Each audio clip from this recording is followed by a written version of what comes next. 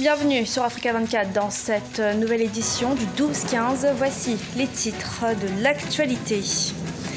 La présidentielle au Ghana se prépare activement. Elle aura lieu le 7 décembre 2016. Le président sortant et candidat à sa propre succession, John Dramani Mahama, est en campagne pour reconquérir son électorat. Bilan économique des mouvements politiques en Guinée. Plus de 1500 cas de pillage ont été recensés depuis 2009. Des pertes qui s'élèveraient à ce jour à 219 milliards de francs guinéens. En Éthiopie, des milliers de personnes participent à la grande course éthiopienne malgré l'état d'urgence. Un dispositif sécuritaire important a été mis en place à Addis Abeba. Le président kényan appelle à traiter l'Afrique avec respect lors du second forum diplomatique organisé par le corps diplomatique en Ouganda ce samedi 19 novembre 2016.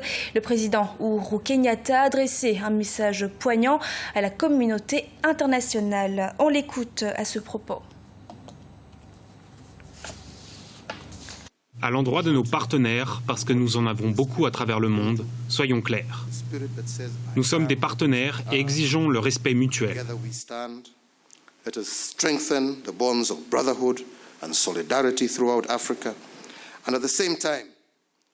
Ce forum est pour nous l'occasion d'insister sur la nécessité de travailler ensemble. Je crois profondément que le succès de l'Ouganda, c'est le succès du Kenya. Le succès de la Tanzanie, c'est aussi le succès du Kenya. Le succès du Rwanda est également le succès du Kenya.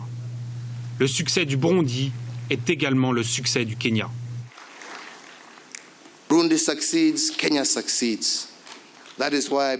Voilà d'ailleurs pourquoi je pense que le succès de notre tout nouveau-né, le Sud-Soudan, sera également notre succès.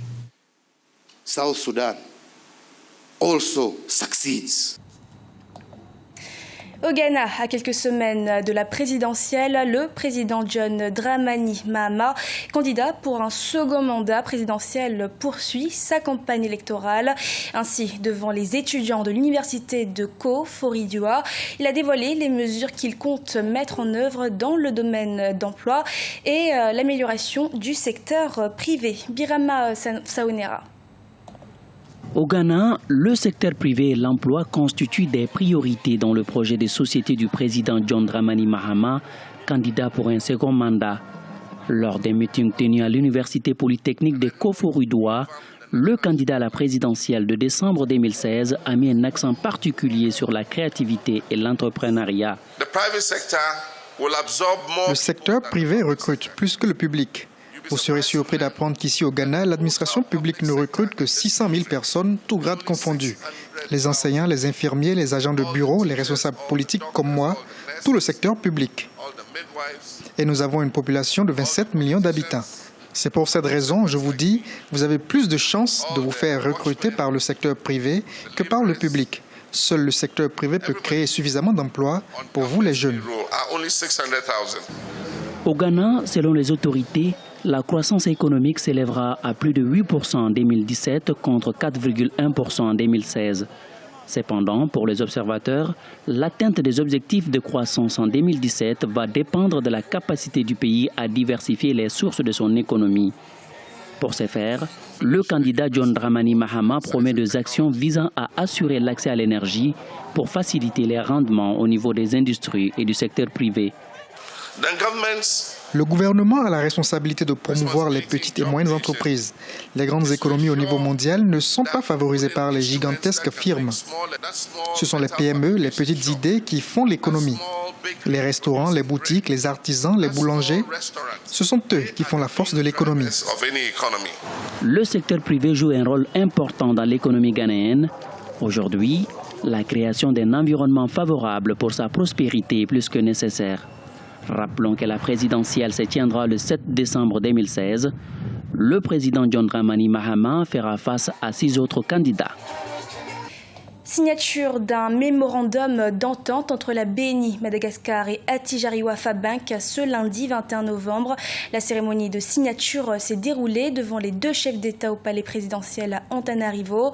L'objet du mémorandum étant de renforcer les échanges et les investissements entre le Maroc et Madagascar.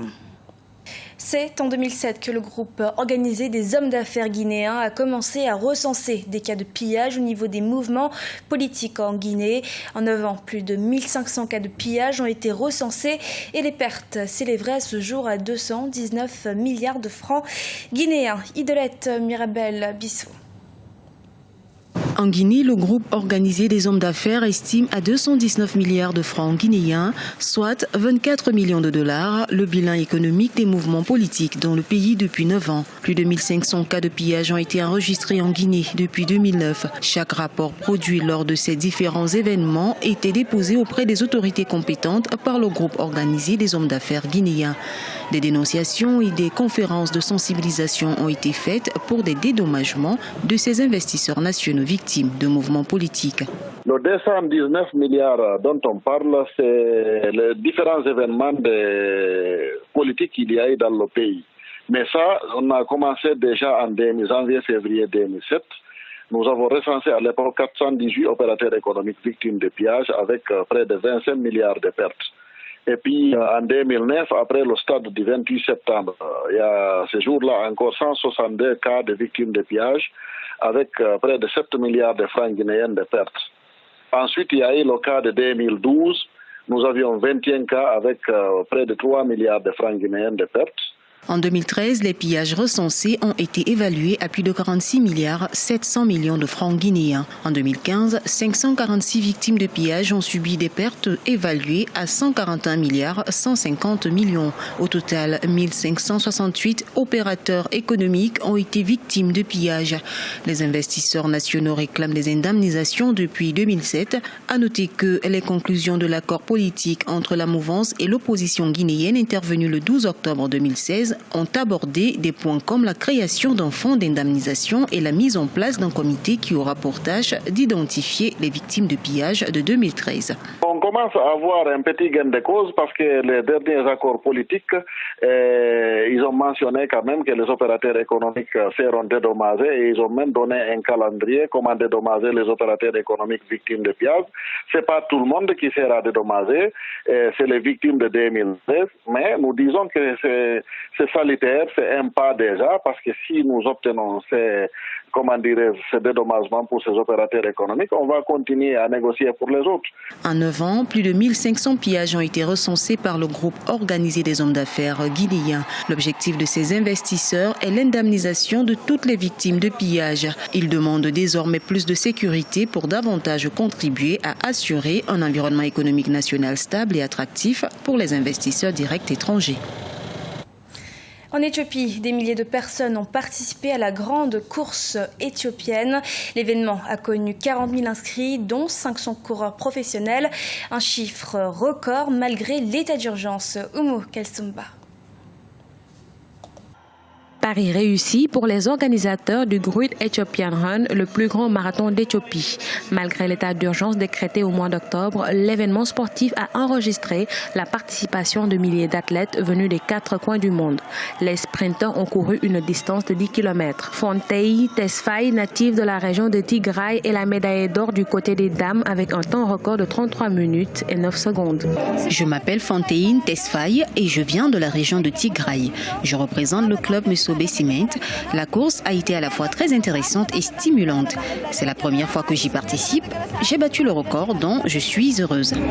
Selon les organisateurs de la 16e édition du Great Ethiopian Run, l'événement a connu 40 000 inscrits, dont 500 coureurs professionnels, un chiffre record. Un impressionnant dispositif sécuritaire a été déployé à Addis Abeba.